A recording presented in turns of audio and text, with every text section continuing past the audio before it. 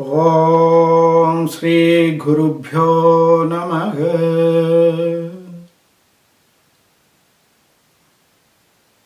ஜெய் ஜெய் கௌரி சங்கர.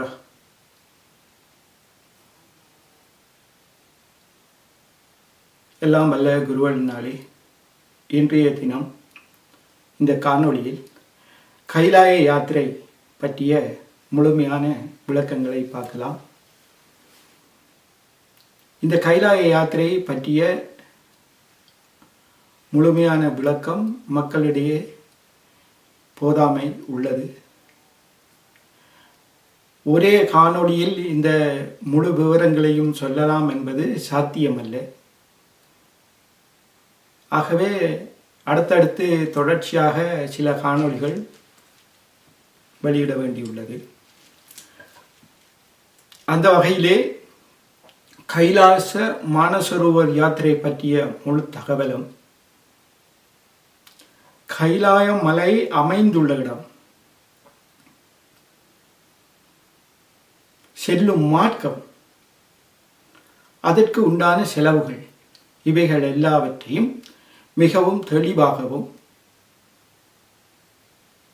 மக்கள் இலகுவாக புரிந்து கொள்ளக்கூடிய மாதிரி இந்த காணொளியில் வந்து கொண்டிருக்கும். தொடர்ச்சியாக பார்த்தீர்கள் என்றால் சென்று வந்த அனுபவம் சற்று உங்களையும் வந்து சேரும். இப்போ கைலாச மானஸ்வரூப யாத்திரை 2019-20களில் சீனா அரசாங்கத்தால் இந்த கைலாய யாத்திரையை கொரோனா பெருந்தொற்று காரணமாக நிறுத்தி வைத்திருந்தது. இந்த 2025ஆம் ஆண்டு 5 வருடங்கள் கழித்து இந்த வருடம் மே கடைசி பகுதியில் அனுமதி வழங்கியிருந்தது. நாங்கள் ஜூன் 2ஆம் தேதி எங்களது பயணத்தை முதலாவது குழுவில் நாங்கள் சென்று கொண்டிருந்தோம். எனது அனுபவங்களையும் நான் கண்ட உண்மைகளையும் உங்களுடன் பகிர்ந்து கொள்கிறேன். இதிலே கைலாயத்தை எடுத்துக்கொண்டு போனால் பிரபஞ்சம் எப்பொழுது உருவாகியதோ அந்த உருவாகிய தினத்திலேயே இந்த கைலை மலை முதலாக உருவாகியது. பிரம்மா பிரம்மலோகத்தில் வசிப்பது போல, விஷ்ணு வைகுண்டத்தில் வசிப்பது போல, சிவனாகப்பட்ட எம்பெருமான் மகாதேவர் வசிக்கும் லோகம் இந்த கைலாயம். இந்த கைலாயம் அவ்வளவு புனிதமானது. இந்த கைலாயம் இந்த பிரபஞ்சத்துக்கே சக்தி வழங்கக்கூடியது. 5 பூதங்களையும் தன்னுள் அடக்கி உள்ளது. அருவமாகவும் உருவமாகவும் லிங்க ஸ்வரூபமாகவும் இந்த மலை அமைந்துள்ளது. இந்த கைலாய மலையை நான் இந்த படத்தில் பாருங்கள். நடுவில் லிங்கமாகவும் வளைத்து ஆவுடையார் போன்ற அமைப்பும் காணப்படுகிறது. இதன் அருகே நந்திமலை என்று சொல்லப்படுகின்ற ஒரு நந்திமலை. அப்போ நாம் இன்று சிவலிங்கத்தையும் நந்தியையும் வைத்து வழிபடுவது போல் இந்த பிரபஞ்சம் உருவாகிய தினத்திலேயே இயற்கையாக அந்த வடிவம் தோன்றியது. அந்த அமைப்பு அதன் சக்தியால் தான் இந்த பிரபஞ்சம், இந்த பூவுலகம், இந்த பூமி பந்து உருண்டு கொண்டிருக்கின்றது. அப்போ இன்று சில ஞானி என்று கூறி சொல்லுவர்களும் ஜோதிடர்களும் சொல்லுவார்கள், இந்த ஆண்டுக்கு பிறகு இந்த உலகம் சிதறிடும், அழிஞ்சிடும், அங்கிருந்து விண்கள் வருது, அப்படி இப்படியெல்லாம் சொல்லுவாங்க. ஆனால் கைலை மலை இருக்கும் வரைக்கும் இந்த பூ உலகம் சரிய போகிறது கிடையாது. இயற்கை அனர்த்தங்கள் வரும் போகும், அது இயல்பு. ஆனால் இந்த பூமி பந்துக்கு இந்த ஆபத்தும் இருக்காது. அதை அறியாத கைலாயம் சென்று வந்தார்கள் என்றால் அந்த அறியாமை நீங்கிவிடும். அடுத்து இந்த கைலாயம் பற்றி இன்னும் சில தகவல்களை பார்க்கலாம். இந்து இதிகாசமாகிய இராமாயணத்தில் ராவணன் சிவனின் பிரதம பக்தன் பிரதம சீடராக இருந்தவர். தனது தபோ ஆற்றல் மூலம் சிவனை மகிழ்வித்து பிரதம பக்தராக காணப்பட்டவர் இந்த இராவணன். இராவணன் தன் தாய்க்காக இந்த கைலை மலையை வேரோடு ஒடுங்கியதாக கிளப்புவதாக ஒரு வரலாறு நாம் சிறிய வயதில் படித்திருப்போம். 8ஆம் ஆண்டு புத்தகத்தில் இருக்கும் நினைக்கிறேன். ராவணன் கைலை மலையை தூக்குற நேரம் சிவன் தனது பெருவிரலால் ஊண்டி கைலையை தூக்க விடாமல் ராவணனை நசுக்கியதாகவும், ராவணன்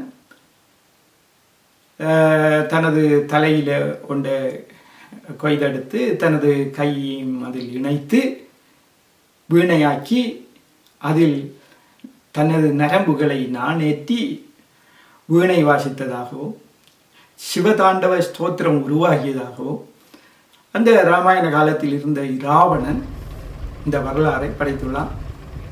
அது மட்டுமல்ல, இராவணன் பூஜை செய்வதற்காக உருவாக்கிய ஒரு ராட்சஸ் ஏரி என்று அந்த ஏரி ஒன்று காணப்படுகிறது. அது மானசரோவர் நன்னீர். இன்னைக்கு நான் மானசரோவரை பற்றி சொல்கிறேன். இப்போ இந்த இதிகாச காலத்தில் அந்த ராட்சஸ் ஏரி உருவாகினதாக இந்த வரலாறுகளில் நம்ம காணக்கூடியதாக இருக்கும். அடுத்து விஷ்ணு புராணத்தில் 6 இதழ் கொண்ட தாமரையின் நடுவில் இந்த கைலாய மலை இருப்பதாக, அந்த 6 இதழும் 6 மலைத்தொடர்கள், 6 மலைத்தொடர்களுக்கு நடுவிலே இந்த லிங்கமாகப்பட்ட கைலாச மலை அமர்ந்திருப்பதாகவும், அதில் சிவன் தியானத்தில் தவத்தில் இருப்பதாகவும் நிஷ்டையில் இருப்பதாகவும் விஷ்ணு புராணத்தில் கூறப்பட்டுள்ளதாக படித்தறிந்தேன்.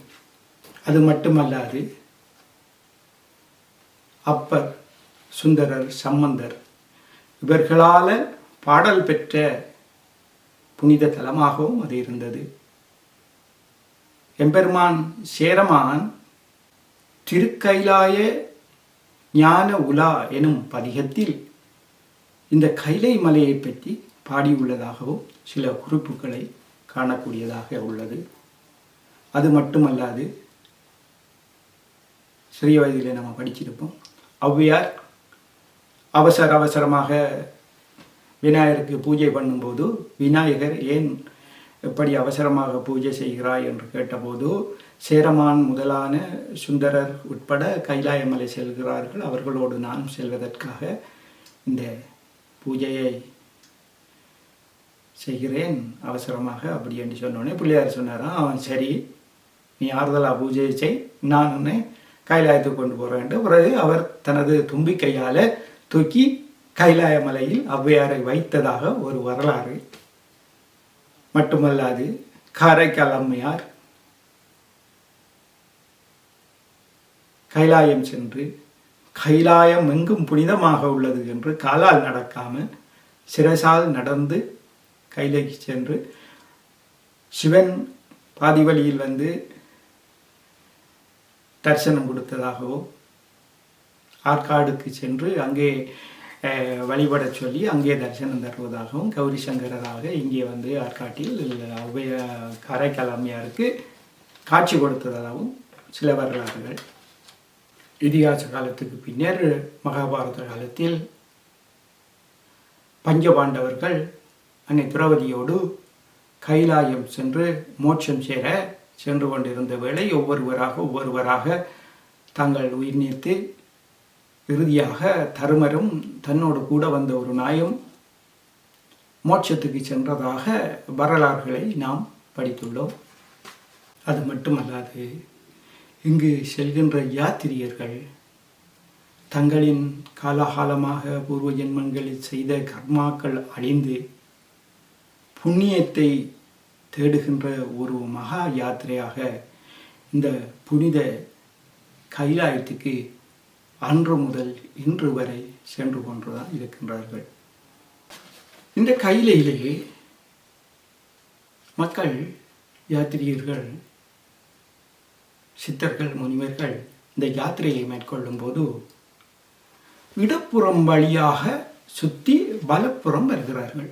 கைலை மலையில் இருந்து பார்த்தால் வலப்புறம், நாம் பரிக்கிரமம் அதை அதை சுற்றி வர்றதுக்கு யாத்திரை மேற்கொள்ளும் போது இடப்பக்கமாக சென்று வலப்பக்கம் வருவோம். இதைத்தான் இன்றும் கூட ஆலயங்களில் மக்கள் இடப்பக்கமாக சென்று வலப்பக்கம் சுற்றி வருகிறார்கள்.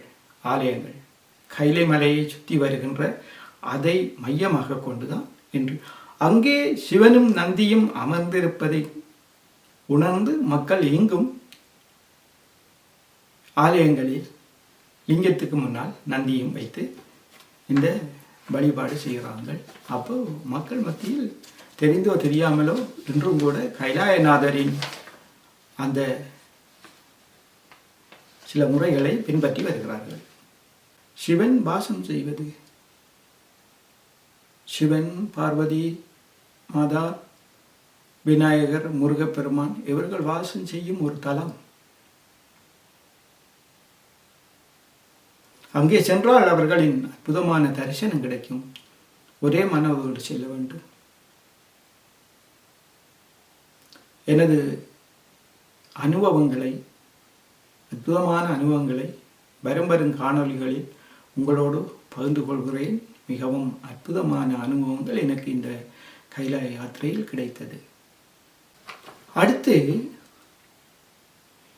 இந்த கைலாய மலையோடு சேர்த்து மானசரோவர் என்று ஒரு ஏரி உள்ளது. நன்னீர் ஏரி. உலகத்திலேயே உயரமான இடத்தில் இருக்கின்ற ஒரு அற்புதமான ஏரி. இது 4556 மீட்டர் உயரத்தில் இருக்கு. 320 கிலோமீட்டர் பரப்பில் இருக்கு. 300 அடி ஆழம் சொல்கிறார்கள். 300 அடி என்று, அது எத்தனை அடி ஆழம் என்று நம்மளுக்கு தெரியாது. இந்த மானசரோவர் நதியானது பிரம்மாவால் மனதால் நினைக்க உருவாகியதாக வரலாறு. சிவ பூஜைக்காக பிரம்மா தன் மனதில் நினைக்கும் போது அந்த நதி உருவாகியதால் மானசரோவர், சமஸ்கிருதத்தில் மானஸ் என்றா மனம், சொரூபர் என்றா நினைத்தல், மனதால் நினைத்த ஏரி அப்படின்றது நன்னீர் ஏரி. இதற்கு பக்கத்தில் தான் ராட்சச ஏரி இருக்கு. அது உப்புத்தன்மை. ஆனால் இந்த மானசரோவர் மிகவும் நன்னீர் ஏரி. இதில் சிவனும் பார்வதியும் அன்னப்பச்சாக விளையாடுவதாக இன்றும் ஐதீகம் காணக்கூடியதாயும் இருந்தது. அது மட்டுமல்லாது சதிதேவியாக பார்வதி தேவி புறப்படுத்து தக்கனின் யாகத்தில் தனது உயிரை நீத்த பின் அவ்வுடலை சிவன் ஏந்தி இந்த பிரபஞ்சமெல்லாம் அலைந்ததாகவும் பிரபஞ்சம் வளர்ச்சி இல்லாமல் இருந்த காரணத்தால் சிவனை திரும்ப நிலைக்கு கொண்டு வருவதற்காக மகாவிஷ்ணு தன் சுதர்சன சக்கரத்தால் பார்வதி தேவியை சிதைத்தவுடன் 51 பாகங்களாக பூமியில் விழுந்ததாகவும் அதிலே பார்வதி தேவியின் வலது கையின் உள்ளங்கை இந்த மானசரோவர் ஏரியில் இருப்பதாக, வலது கை ஆசீர்வதிக்கை உள்ளங்கை இந்த மானசரோவர் ஏரியில் விழுந்ததாகவும், அதனால் இதை கௌரி சங்கர் ஏரி என்றும் அதுக்கு ஒரு புனிதமான பேர் உள்ளது. ஏரியானது பாபங்களை அழித்து மோட்சத்தை வழங்கக்கூடியது. இதனால் தான் தேவர்களும் மகரிஷிகளும் சித்தர்களும், எண்ணிலடங்கா சித்தர்கள், மகான்கள், தேவர்கள் இவர்களெல்லாம் தினமும் அங்கு நீராட வருகிறார்கள். அதிகாலை பொழுதில்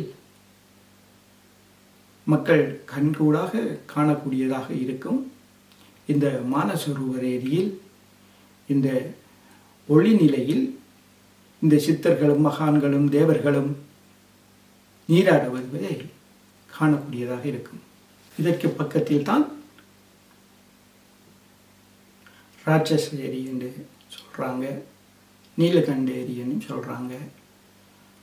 ஒரு அந்த ஏரியை இராவணன் தன் தவ பூஜைகளுக்காக உருவாக்கியதால் அது ராட்சச ஏரி என்று அழைக்கப்படுவதாகவும், அது மட்டுமல்லாது சிவன் ஆலகால விஷம் அருந்திய போது பார்வதி தேவி சிவனின் கழுத்தை அமுக்கியதால் அந்த நிலையிலிருந்து ஒரு துளி விஷம் அந்த நீரில் விழுந்ததாக ஐதீகம். அதனால் அங்கு உயிரினங்கள் வாழவில்லை என்பது. இப்படியாக பல அற்புதங்கள் நிறைந்ததுதான் இந்த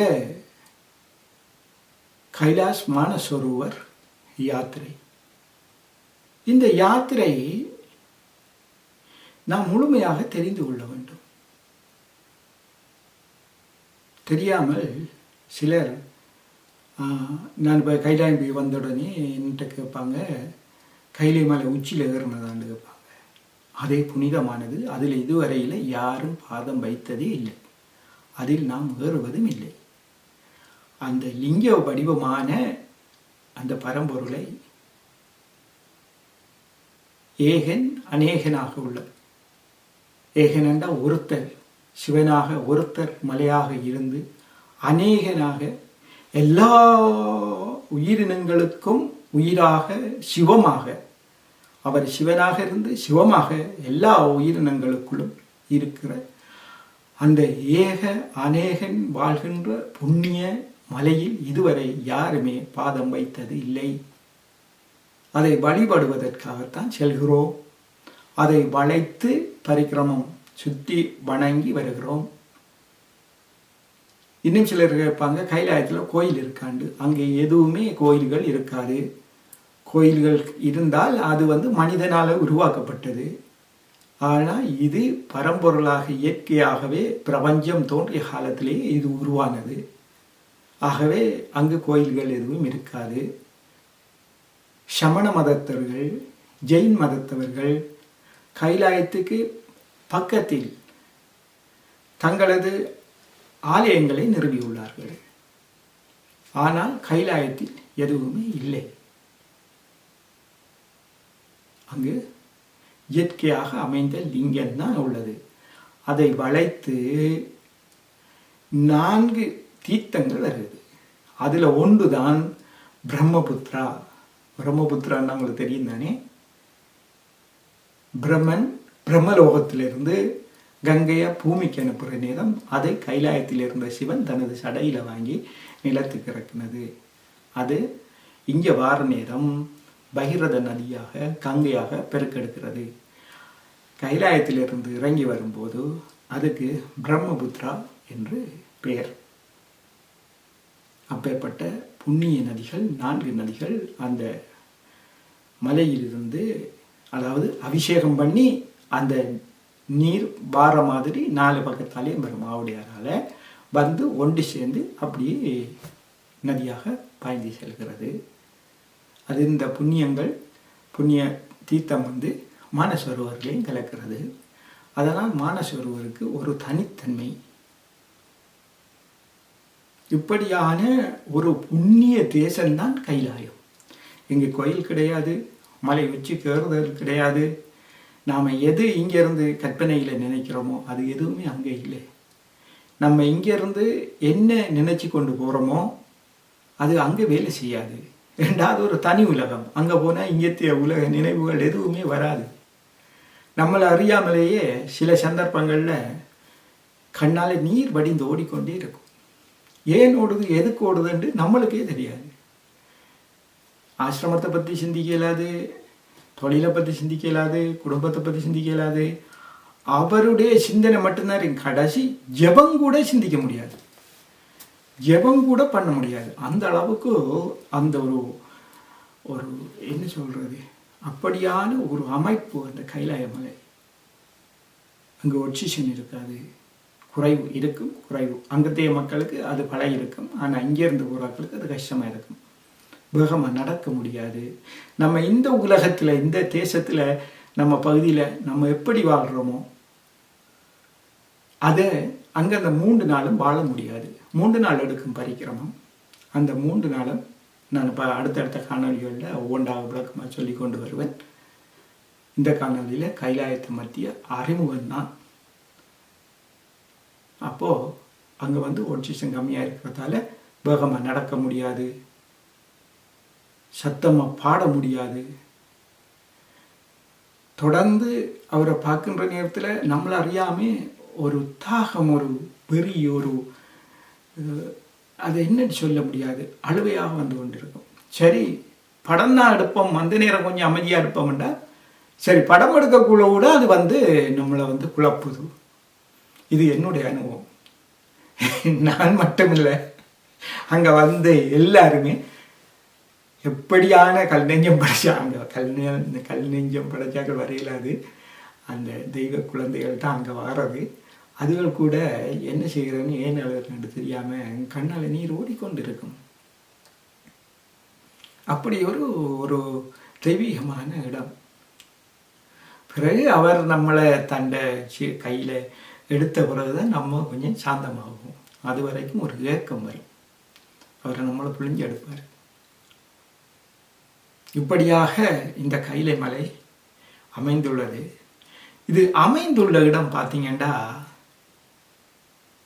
சீனான்னு சொல்லலாம், தீபேத்தன்னு சொல்லலாம். சீனாவும் தீபேத்தும் உண்டு தானே, தீபத்துக்குள்ளே தான் இருக்குது. ஆனால் சீனாவுக்குள்ளே தான் போகணும். அந்த அரசு வந்து சீன அரசு தான் எல்லாத்தையும் இதுன்றது. இந்த கைலாயநாதர் அருள் இந்த தீபேத் நகரங்கள் மிகவும் அழகாகவும் அற்புதமாகவும் இருக்கும். இதுதான் இதில் அமைவிடம். அங்கத்திய மக்களோட கலாச்சாரங்கள் இந்த காணொலிகளில் நீங்கள் பாருங்கள், எவ்வளவோ பார்க்குறதுக்கு ரஜனியாக இருக்கும். அப்படி ஒரு தெய்வீக ஆற்றல் கொண்ட தேசம் வந்து தீபேத்.